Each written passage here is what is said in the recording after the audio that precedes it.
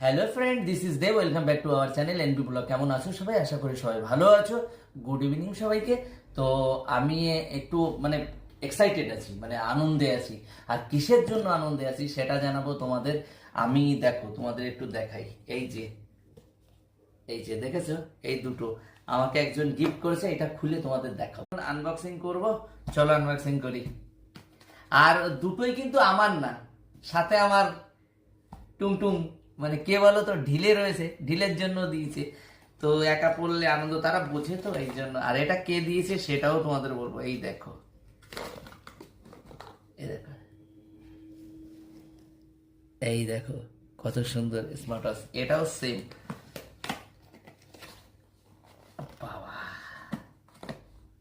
এই দেখো, এই যে দুটো দেখেছে।